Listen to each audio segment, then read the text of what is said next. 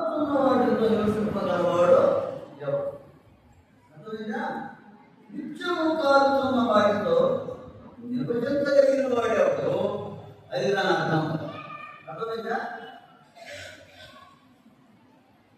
నిత్యము కాలుతున్న వాటితో నివసించదగిన వాడు ఎవరు? దైహిత్వ అగ్నితో నివసించదగిన వాడు ఎవరు? దైహిత్వ అగ్నిలో నివసించగలవాడు ఎవరు? ఈ మాట మీకు అర్థమైందా? ఎవరు నిత్యము దైహిత్వ అగ్నితో నివసించగలడు? దైహిత్వ అగ్నితో నివసించగలడు.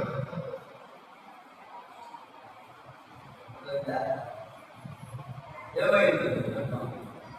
అర్థమైతే చెప్పడం మాట.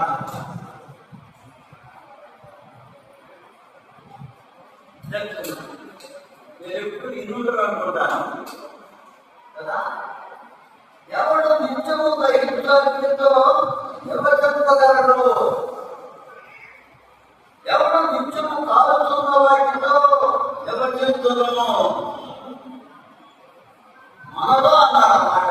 మనలో మనలో మనలో ఎవడుంటాడు? ఆ దహించ అగ్నితో నివసించగలిగిన వాడు ఉన్నారు.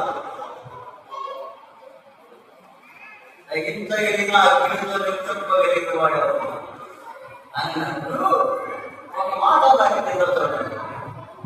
15 నీటిని అనుసరించి నడుచుకునే ఆ మాట చెప్పాడు. అక్కడ ఒకటి నీటిని అనుసరించి నడుచుకునేవాడు అక్కడ ఉంటాడు. అది దాని మాట. రెండో మాట ఏమన్నాడు? యథార్థంగా మాట్లాడేవాడు. యథార్థంగా మాట్లాడేవాడు అక్కడ ఉంటాడు. మూడోది ఏమన్నాడు? నిర్బంధము వలన వచ్చు లాభమును ఉపేక్షించేవాడు. నిర్బంధం వచ్చే లాభము పోసేసేవాడు. అది ఉపేక్షించడం అంటే అర్థమైందా? పోసేసేవాడు. అది నా విడుదల పోసేసేవాడు. ఆ తర్వాత అంతము పుచ్చుకోకుండా మన చేతులను మనుక్కునేవాడు. ఐదోది ఆ తర్వాత మాటను వినపడకుండా తన చెవులను మూసుకునేవాడు. ఆరోది చెడుతనము చూడకుండా కన్నులు చూసుకునేవాడు. 6 విషయాలు చెప్పాడు కదా. ఈ 6 చేసేవాడు ఎక్కడ ఉంటాడంటే ఉన్నత స్థలంలో నివసించను అన్నాడు. ఉన్నత స్థలంలో నివసించను అన్నాడు. పైపుచ్చినాడు చెప్పాడు. పైపుచ్చినప్పుడు 14 వచ్చిన 14 వచ్చినానికి ఆంధ్రలో 15 పెట్టాడు. అర్థమైందయ్యా? అమ్మా 14 వచ్చినది ఏముంది అని అంటే ఎవడు నిత్యము దహించడంతో నివసించగలడు. ఉన్నవాడు ఏమన్నాడు? ఎవడు నిత్యము కాలుతున్న వాటిలో నివసించును. ఎవరు నివసిస్తారు? ఏకకేలు గ్రంథం ఇక్కడ. ఏకకేలు గ్రంథం 28వ అధ్యాయం. ఏకకేలు గ్రంథం 28వ అధ్యాయం. ఏకకేలు గ్రంథం 28వ అధ్యాయం 14వ వచనం చదువుతున్నాను. అభిషేకం పొందిన కేవై ఒక ఆశ్రయముగా ఇంటికి, అందుకే నేను నిన్ను నియమించుకొని దేవుని ప్రతిష్ఠితమైన పర్వతం మీద నీ గుట్టివి తాగుతున్న రాళ్ల మధ్యను పెట్టుకోడు. అక్కడ తాగుతున్న రాళ్ల మధ్యను నీవు సంచరించుతుంటివి. తాగుతున్న రాళ్ల మధ్య నీవు సంచరించుతుంది. నీవు నీకు కోరిన జన్మ మొదలుకొని పాపము నీకు కనపడే వరకు ప్రవర్తన విషయంలో నీవు యథార్థవంతులుగా ఉంటుంది. ఈ వచనం ఎవరిని గురించారు? అధ్యాయం ఎవరిని గురించారు? 14వ వచనం లేకపోతే 13వ వచనం నుంచి ఉన్నాయా? 13వ వచనం నుంచి ఏముంది? 10 నుంచే ఉంది. 13 నుంచి కూడా ఉంది. 13వ వచనం కూడా దేవుడు ఏ దేవుడిలో ఉంటుంది? మాణిక్యము, గోమేధికము, సూర్యకాంతమణి, రక్తవర్ణము రాయి, సులిమాని రాయి,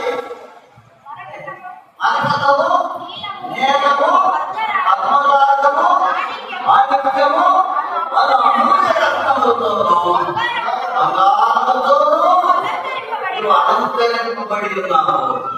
నీవు నియమింపబడిన జనం పిల్లల ప్రభువును వాయించువారు. నీకు అభిషేకించబడిన అభిషేకము పొందిన కెరూబువై. ఎవరి గురించి రాయబడిన మాట?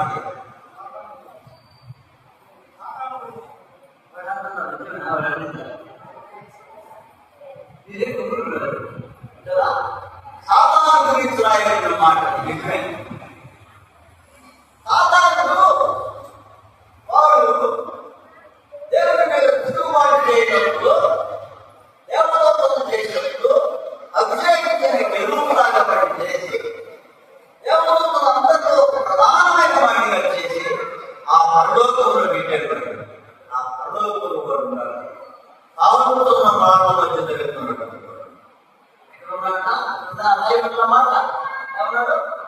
14 చివరిలో కావుతున్న రాళ్ళ మధ్యలో నీవు సంచరించుచుంటివి. 10వ వచనం, ఆఖరి వచనం, 10వ వచనం ఆఖరి ఏమన్నాడు? రెండో లైన్ ఆఖరి నుంచి 2వ లైన్. నేను మీరు అపరిచితేది ఆశ్చర్యపడిన కెరూబు కాకుతున్న రాళ్ళ మధ్య జీవితంలో సంచరింపు. అర్థమైంది మీకు? 16వ వచనం అదంతా పెట్టారు. అంతా వచ్చు. నేను చెప్పిందంటే 16వ వచనంలో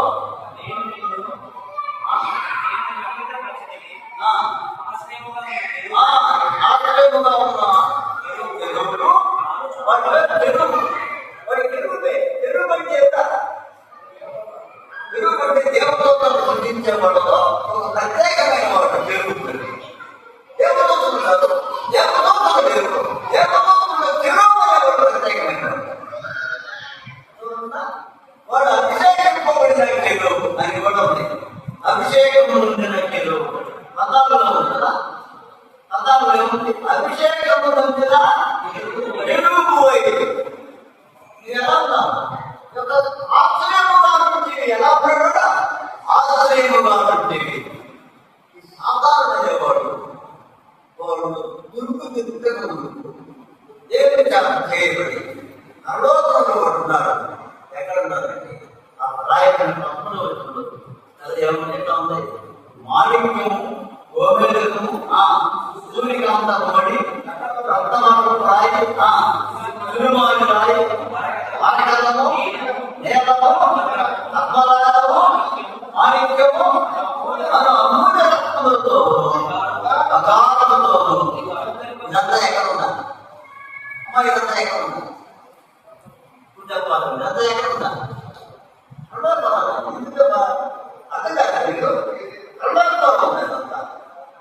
ఈ సులిమాని రాయి, ఈ మాణిక్యము, ఈ మరకతము, ఈ నేలము అన్నట్టుగా ఇవన్నీ పర్లోకంలో ఉన్నాయి. కాలుతూ ఉంటాయి. కాలుతున్న రాళ్ళ మధ్య ఈ ఈనాడు కాదు. కాలుతున్న రాళ్ళ మధ్య వాడు దగ్గర రెచ్చిపోతున్నటువంటి ఎగుమతులు ఉన్నారు. ఆనాటి పెరుగుతున్నారు. పరలోకం అలా ఉంటుంది. అది అర్థమైందా? పరలోకం అలా ఉంటుంది. కాలుతున్న రాళ్ళు ఉన్నాయి. పరలోకంలో ఉన్నాయి. భూమి కాదు.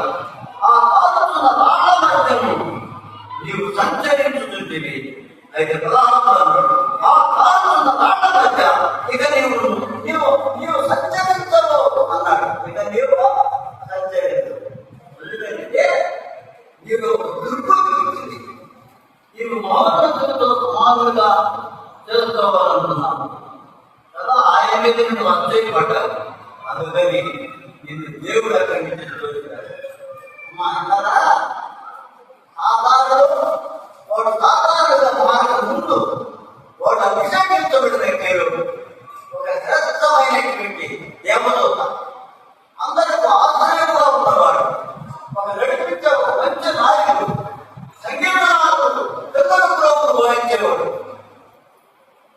సంగీతం పాడేవాడు, దేవుడు స్థుతించేవాడు, అన్ని తెలుసువాడు. అట్లాగా ఉన్నవాడు తగ్గిపోయాడు. వాడు ఉన్న స్థానం ఎక్కడంటే తాగుతున్న రాళ్ల మధ్య తాగుతున్న రాళ్ల మధ్య ఎలా తెచ్చినారా? ఇప్పుడు చూడండి అక్కడ యెషయా దగ్గర ఎవడు ఎవడు మనలో ఎవడు నిత్యము దహించో ఎవరు చెప్పుకోగలడు? మనలో ఎవడు నిత్యము కావుతున్న వాటితో ఎవరు చెప్తాడు? కావుతున్న వాటితో మనమే యేసు ప్రభువును నమ్ముకున్నా అయినారా? ఈ రోజుల్లో భక్తిహీనుడుగా ఉన్న మనల్ని తీసుకుని వెళ్ళాడు ప్రభు అంటే అక్కడ అభిషేకం ఎలాంటిదంటే ఆనాడు దేవదూత తెలుగు అనేవాడు ఆ సాధారణ భారతముందు కరుణాకర్ వాడు ఎట్లాంటి మహిమలో ఉన్నాడు, కావుతున్న రాళ్ళ మధ్య ఎలా తిరుగుతున్నాడు, అలాంటి వైద్యంలో చేసిన మనమే ఎవరున్నాడు అక్కడ ఆ దైవంలో అభివృద్ధిలో నింపుకోగలిగిన వాడు ఎవడు అంటే మనమే. మనమైతే యేసుక్రీస్తు రక్తంలో కలగబడిన వాడు, యేసయ్య రక్తంలో పాపాలను కడుక్కున్నవాడు. చూసావా?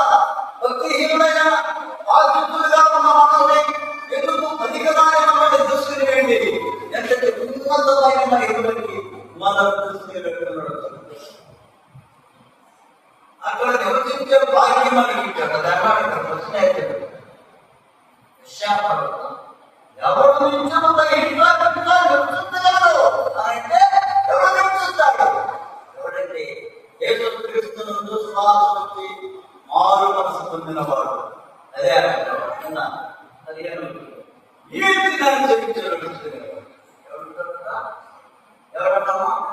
ఎవరుంటాడు అక్కడ? ఆ దహించ అగ్నిలో అగ్ని కాకుండా రాళ్ళ సంచరించేవాడు ఎవరంటే మనమే. ఆ మహిళకి అక్కడున్న మార్గదాన్ని మాణిక్యాన్ని నేలను చాలా అక్కడ చెప్పాడు కదా. ఎవరు కదా? రక్తవర్ణపు రాయి, సులిమాని రాయి, మరకతము, నేలము, బొమ్మరాజు, మాణిక్యం ఇవన్నీ మనం చూస్తాం. అక్కడికి వెళ్ళిపోతాం మనము. మనం తల్లి ఇస్తారా? దేవుడు నమ్ముకున్న నిన్ను ఎంతటి ఉన్నతమైన భాగ్యానికి నేను వారసుడిగా చేశాడు.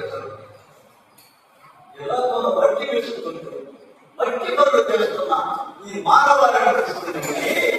దేవుడు యేసుక్రీస్తునందు ఎంతో ఉన్నతమైన మహిమకు వారసుడిగా చేశాడు. కావుతున్న రాళ్ళ మధ్య దహించుతున్న అగ్నితో కలిసి జీవించే భాగ్యాన్ని చేశాడు. చూసారా? ఆ దైవం పొందగలిగాం. అమ్మా అంటే నేను మోసపోతుందావా? ఆ భాగ్యాన్ని సంపాదించుకున్నావా? వ్యవసాయంలో కూడా జీవించే భాగ్యాన్ని తగిలిందా? ఎబేసు పత్రికలో ఉన్నా ఎబేసు పత్రిక 2వ అధ్యాయం చూడగా ఎబేసు పత్రిక 2వ అధ్యాయం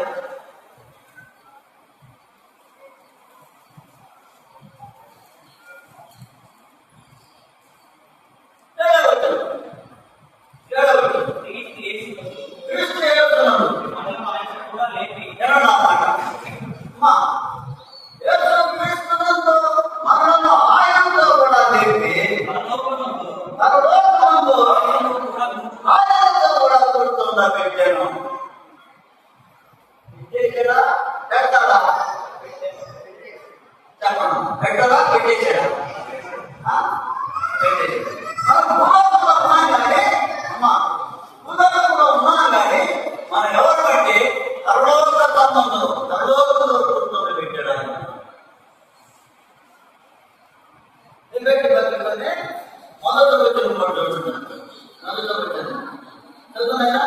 2వ అధ్యాయం మొదటి వచనం. మీరు అపరాధము చేతను పాపము చేతను లేదా ఎలా ఉన్నామో క్రీస్తు నమ్మనప్పుడు ఎదగినప్పుడు మనం సజ్జన ఎలాంటి వాడు? సజ్జన వాడు. అయితే 7వ వచనం అన్నాడు సజ్జన మనల్ని ఆయన క్రీస్తుతో కూడా లేదండి, క్రీస్తుతో కూడా ఎంత భాగ్యం చూసినా, ఎంత భాగ్యమైంది కదా, ఎంత భాగ్యం ఇది, ఎంత ఆనందం, ఎంత సంతోషం. క్రీస్తుతో కూడా లేపాడు మనల్ని, సత్యత స్థితిలో ఉన్న మనల్ని యేసు క్రీస్తునందు లేపి కదా, ఏం చేసినా యేసు క్రీస్తునందు లేపాడు, ఆయనతో పాటు లేపాడు. దాంట్లోనే కాదు ఇంకేం చేశాడంట, ఆయనతో కూడా పరలోకమంతా కూర్చున్నారు విద్యను. ఏదో జాగ్రత్త ఉన్నాడు, ఏదో జాగ్రత్త ఉన్నాడు, పరలోకంలో కూర్చున్నాడు. తాగుతున్న వాళ్ళ జాగ్రత్త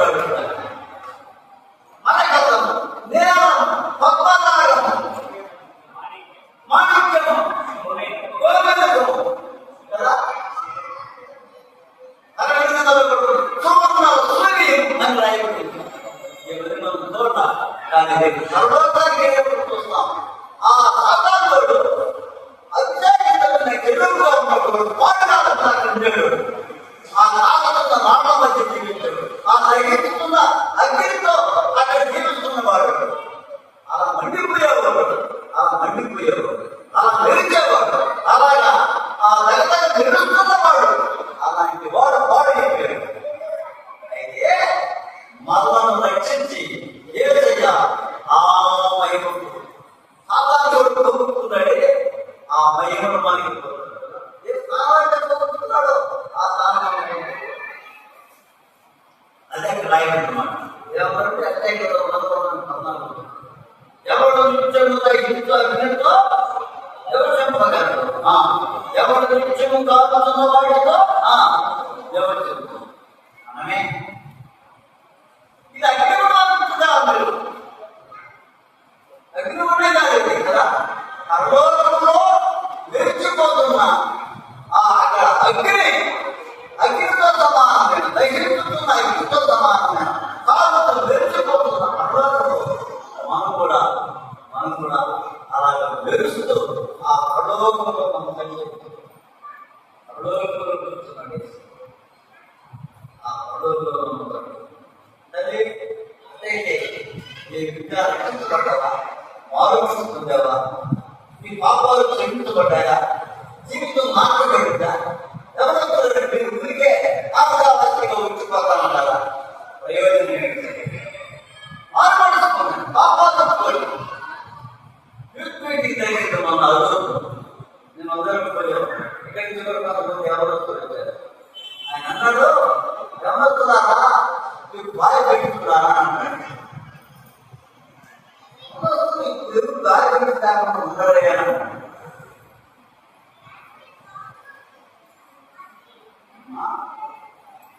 బాగా పెట్టుకుంటారా మీరు?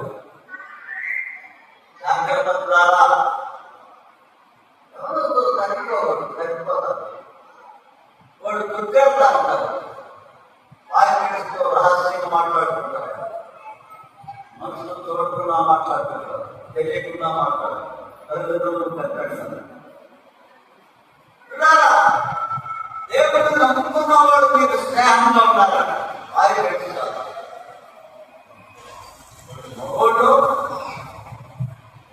స్త్రీలకైతే మొగోడు పెట్టారు కదా, పురుషులకైతే ఆడపిల్లలు ఉంటారు.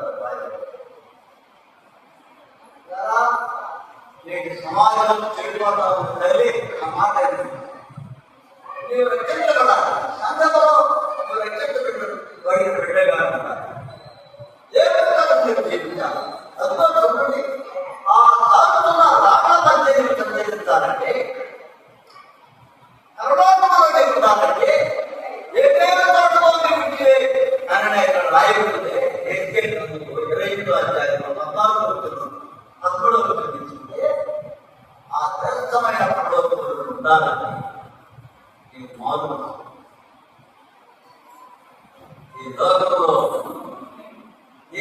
వ్యతిరేకమైన కార్యాలు ఎవరు మాత్రం ఉన్నాయి. అందుకే ఎవరు మీటింగ్ పెట్టినప్పుడు ఎవరు రండి. మన అద్భుతం చాలా అద్భుతంగా చేరుకోవాలి. తక్కువైన ఆయన సమయం చేస్తాం. ఆ సమయం కూడా వృత్తి సమయంలో ముడిపోయింది. చాలా అద్భుతంగా చెప్పగలిగిన దైవజనుడైన తెలుగు చూపుతూ చెప్పగలిగారు చాలా విషయాలు. ఇంకా ఆయన అదే విషయాలు చెప్తారు.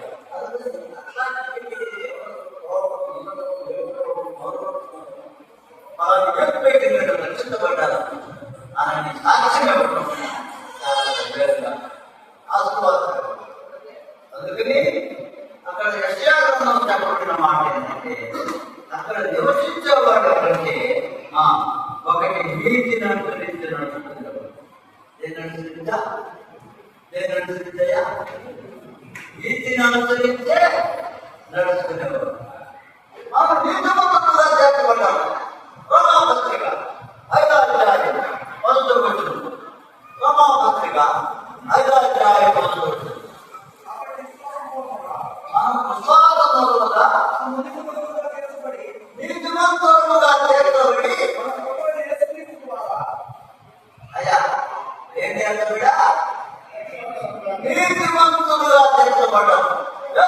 క్రీస్తునందరి విశ్వాసము ద్వారా అదేమి మనకు నీతిమంతులుగా చేర్చబడి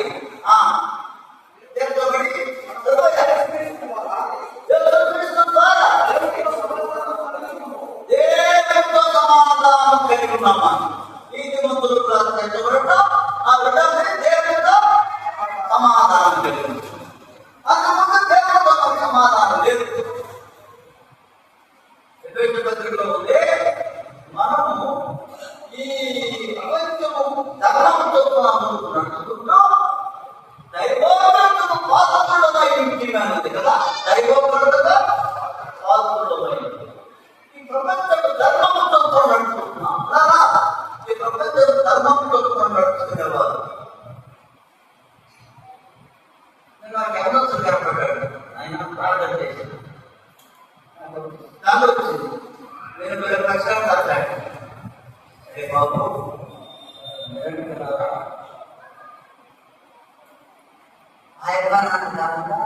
ఈనాడు ఎవరో చాలా మంది తాలూకు బానిస అయిపోతున్నారు.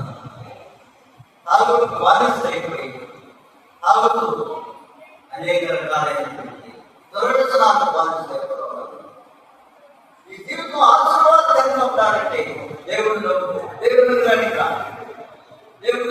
దేవుడు ఈ జీవితాన్ని ఆరాధిస్తాడు. మీరు కూడా తాగే అలవాటు పెట్టుకుంటే ఈ జీవితమే ఘనమైంది. ఈ భవిష్యత్తు దెబ్బతింటుంది. నేను ఒక తాగుబోతులు లెక్కలేశాను. ఎందుకు దొరికిరాని వాడు కదా. వివాహం అయితే మీరు వివాహం రాకపోతే మొదటి వివాహం అయితే నీ భార్య మాత్రం నీ చేస్తారు. చాలా మంది స్త్రీలు ఈనాడు భర్త నడబడి వల్ల నలిగిపోతా ఉన్నారు. వాడు తాగుబోతుని వాళ్ళ యొక్క స్త్రీల వల్ల భక్తి కలిగిన స్త్రీలు, స్వచ్ఛందంగా జీవించే స్త్రీలు ఎంతో మంది వాళ్ళ జీవితాలు దోమమైన వాళ్ళ చేతులు నలిగిపోతారు. అందుకని నీ కుటుంబం ఆశీర్వాదం దగ్గర ఉండాలంటే నీకు దేవుడి దగ్గర ఉండడానికి నీతి అనుసరించి నడుచుకోవాలంటే అందుకే అన్నాడు నీతిని అనుసరించి నడుచుకుంటా.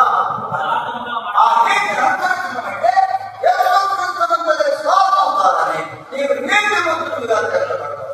ఏ విధంగా ఎవరు నీతి మంత్రులుగా చేర్చలేడు. లోకంలో ఉన్న స్నేహితులు నీతి మంత్రులుగా చేర్చలేడు. వాడు ఇంకా చెడిపోవడానికి కారణం అవుతారు. కానీ దుష్ట సాంగత్యము మంచి నడవడిని చెప్పారు. అమ్మా దుష్ట సాంగత్యము మంచి నడవడిని చెప్పారు. మంచిగా నడుపుకుంటాడు. వాడి పాత ఫ్రెండ్ ఒకటి ఉంటాడు.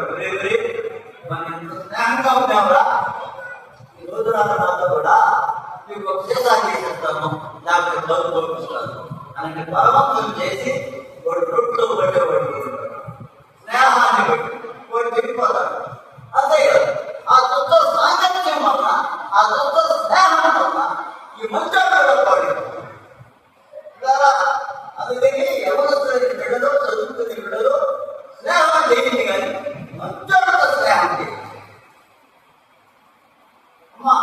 వస్తుంది ఇంట్లో మాట ఎవరితో స్నేహం చేయాలా?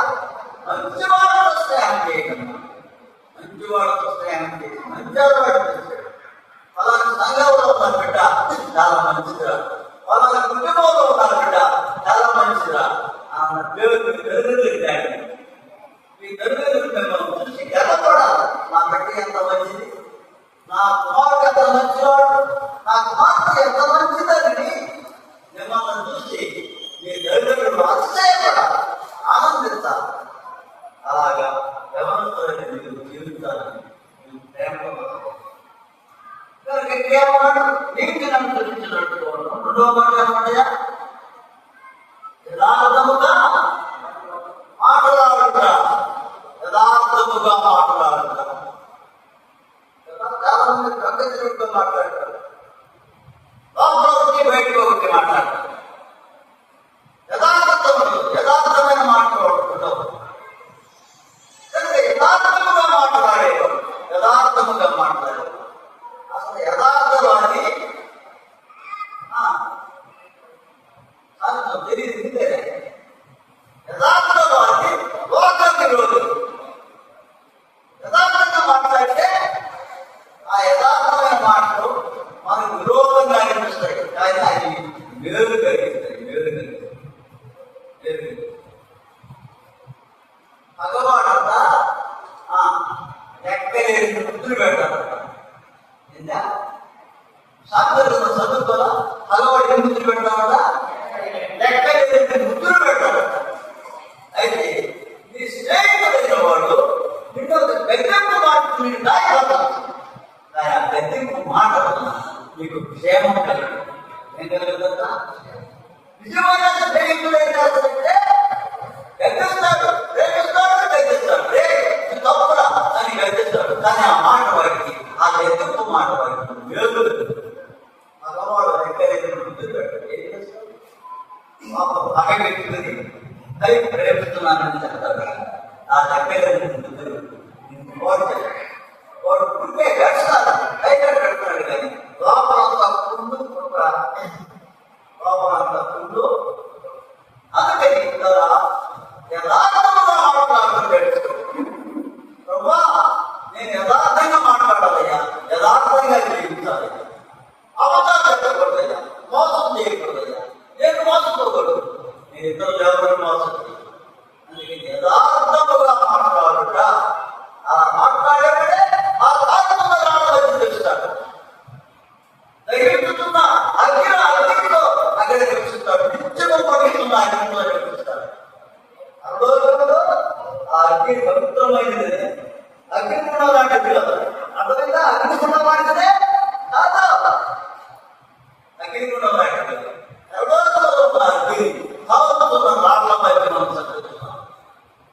అక్కడ ఉన్నాడు సాతాను కోటి, అక్కడి నుంచి తోచేసాడా? నలుగురు కుమారుడు తోచాడు చెప్పేసి అన్నాడా? ఎహెజ్కేలు గ్రంథం 28వ అధ్యాయంలో చూస్తారయ్యా.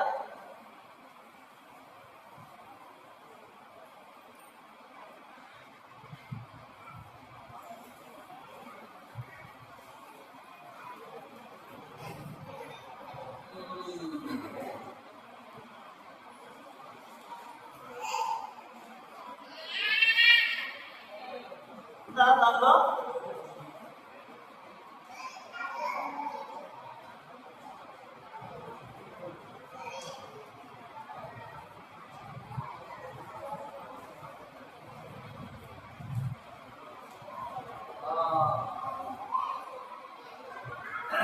నరకములో కుమారులకు తోయబెట్టి వెళ్ళమంది.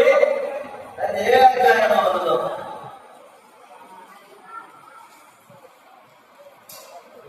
కుమారులకు తోయబెట్టి వెళ్ళమంది. తర్వాత యోగంలో కూడా ఉంటుంది, యెషయాకాండంలో ఉంటుంది. యెషయాకాండం ఎన్నో 14వ అధ్యాయం చేస్తే కూడా 14వ అధ్యాయంలో ఉంటుంది.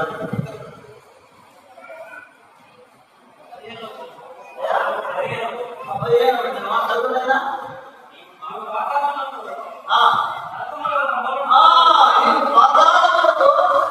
నరకములో ఒక మూలకు తోయబడ్డాడు. వాడు ఎవరో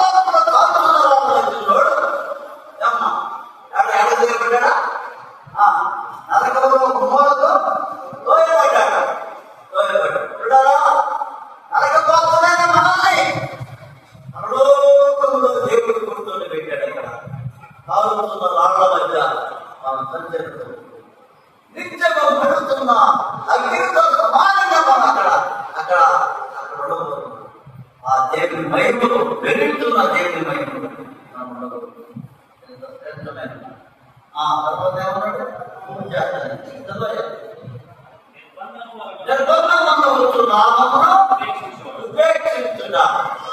అన్యాయమైన సంపాదన, మోసంతో కూడిన సంపాదన కదా అమ్మా, అర్థమైందా? మోసంతో కూడిన సంపాదన, అన్యాయంగా నిర్బంధం వల్ల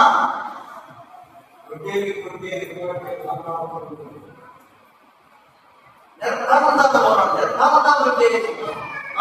ఏమన్నాడు? ఒట్టు లాభమును ఉపేక్షించు అంటే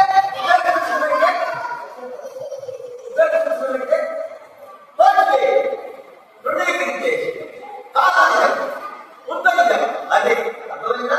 అందుకని మోసము చేత వచ్చిన ఆదాయాన్ని ఉపయోగించడం. తర్వాత అందరూ చేతులు మొదలు ఈనాడు దేశాన్ని అంతకుముందు దేశాన్ని నాశనం చేస్తారు. అంతకుముందు ఏం చేస్తారు? దేశాన్ని నాశనం చేస్తారు. ఎంతో మంది అంతం వలన, డబ్బు వలన, కోర్టులో కూడా న్యాయాన్ని అన్యాయంగా వేసేవాడు లేదా? న్యాయాన్ని అన్యాయంగా వేసేవాడు ఉన్నారు. ఎంతో మంది పేదలైన వాడు, న్యాయవంతులైన వాడు ఆ అన్యాయకుల చేతుల్లో నలిగిపోయి నాశనం. అందుకే అంతం ఒక ఆయన ఉద్యోగం అంట, వాళ్ళు చూసుకుంటున్నాడు అక్కడ కదా. వాళ్ళ కింద దేవుడి కింద చూసుకుంటున్నాడట. విద్యుత్ కట్టేశాడు.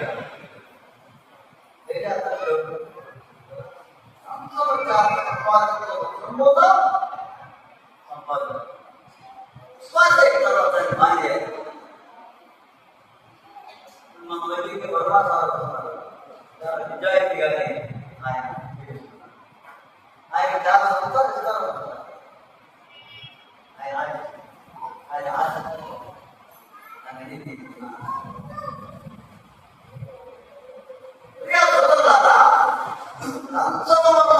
సంభవం వలన మనం మన విశ్వాసాన్ని కోల్పోతాం. డబ్బు వస్తుంది కానీ ఈ మధ్యన సంబంధానికి వచ్చారు. ఉద్యోగం చేసేది కొద్దిదైనా రోజు కట్టలేదనుకున్నాను. 3,000 సంపాదించుకుంటున్నారు. ఎంత రోజుకి ఎంత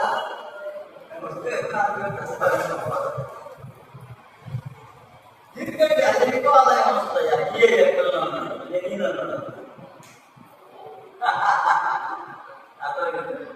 అందుకని ఆదాయం ఎక్కడొచ్చు కానీ దాని వల్ల నష్టమే.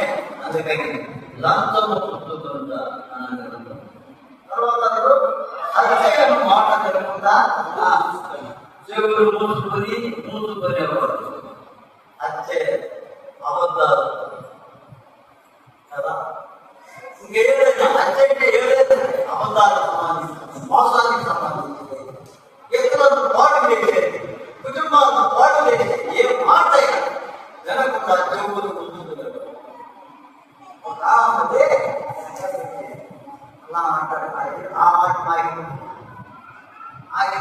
మాట ఏమా చెప్పండి. అదో ఎంతో మాట అదో ఆ మాట నాయకుడుమా నేను దైవజనుడిని మాట్లాడుతున్నాను.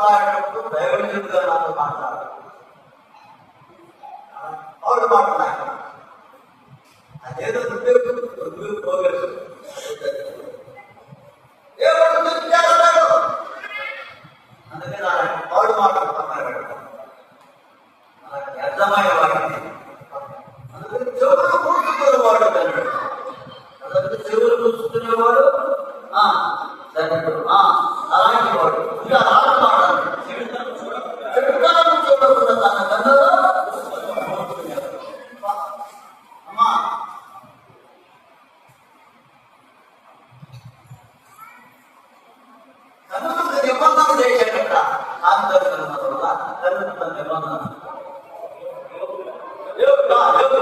ఏమన్నాడా ఏమన్నాడా ఎందుకు చెప్తారా వచ్చినాడయ్యా చెప్పండి యోగ గ్రంథం అమ్మా చదువునైనా నేను నా కన్నులతో నిబంధన చేసుకుంటుంది కన్యకని ఎలా చూచెదనో అలా చేసిన ఎడల పరమన్న దేవుని ఆజ్ఞను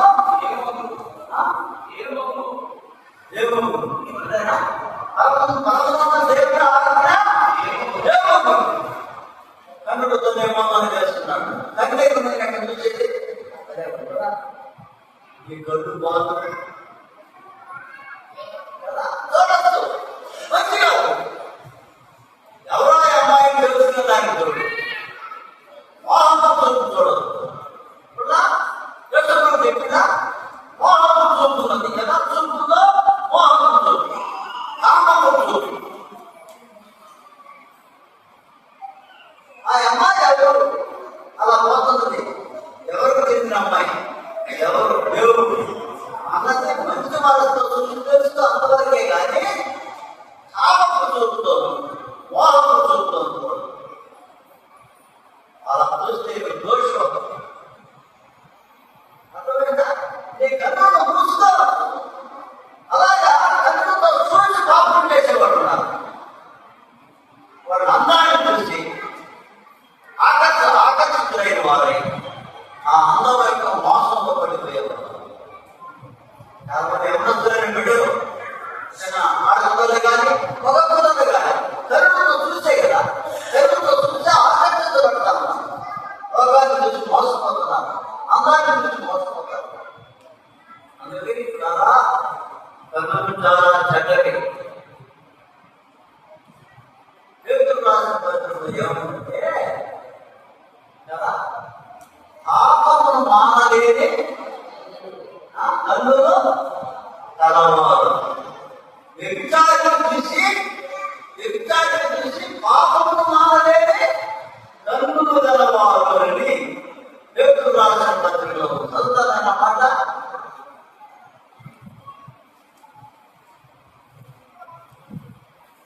దొరికింది మీకు పేతురు రాసిన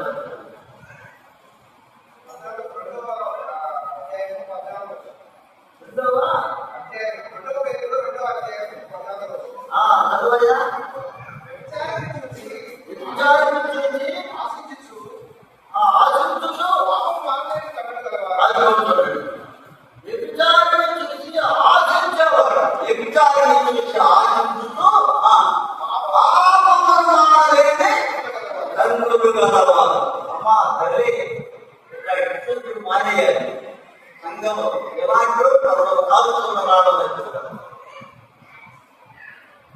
ఎవరు ఉండగలరు అక్కడ దయ్యంతో అగ్నితో ఎవరు వాడేవారు కాలుతున్న ఆ అగ్నితో కాలుతున్న రావడం మధ్య నివసింపదగిన వాడు ఎవరంటే ఆరు సంగతులు చెప్పాడు. అందుకని ఏమన్నాడు ఏమన్నాడు చెడుతనం చూడకుండా తన కన్నుతో మూసుకున్నవాడు చెడుతనం చూడకుండా తన కన్ను. అందుకని కామము చూపుతుంది. యేసుప్రభు ఏం చెప్పాడంటే వాడు విభజిస్తే తప్పు కదా, విభజిస్తే తప్పు కదా, విచారానికి ముందు కామము చూస్తేనే తప్పు అన్నాడు.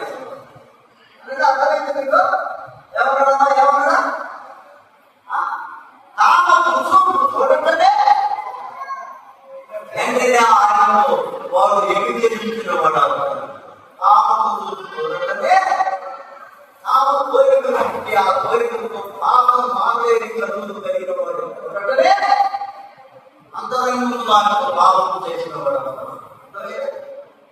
యేసుప్రభు ధర్మశాస్త్రం చెప్పింది, వ్యభిచరించే తప్పు అని చెప్పింది. అది యేసుప్రభు ఏమంటాడంటే కాదు అసలు కన్నులతో మోహమును చూడటమే తప్పు.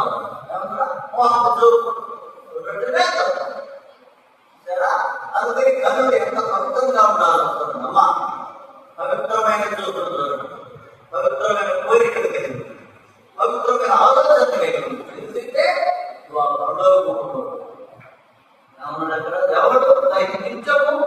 ఇంట్లో అగ్నితో ఎవరు చెప్పగలరు?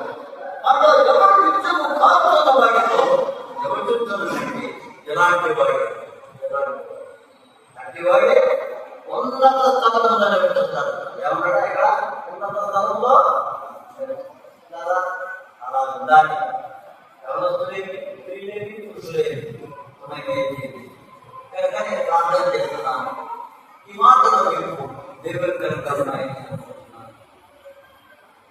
దేవుని విధమైన మనం మన జీవితాల్లో ఏదైనా లోటు కలిగింది, తప్పు కలిగింది, సమాప్తులు ఎత్తుకున్నాము.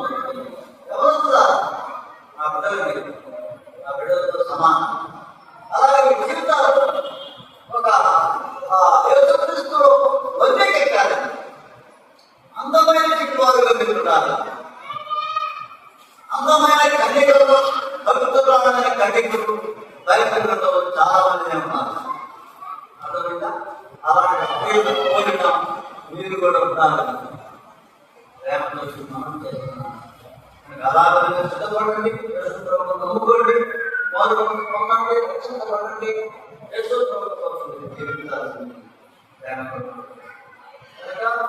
ఆలోచన రాళ్ళు ఉండేది ఎక్కడండి? పరలోకం కదా. ఆ అభిషేకించబడిన చెరువుబడిన వాడు వాడు పరలోకంలో ఉన్నాడు కదా. ఆయన ద్రోయపడ్డాడు. అక్కడికి తన స్థానాన్ని పోగొట్టుకున్నాడు. అయితే యేసు ప్రభు ఆ స్థానానికి పోతున్నాడు. ప్రభుత్వం కాబట్టి అలాగే దేవుడి లేఖన భాగాన్ని మనందరి ఇంటిలో ఆశీర్వదించును గాక. ఆమేన్. ప్రార్థన చేస్తాం.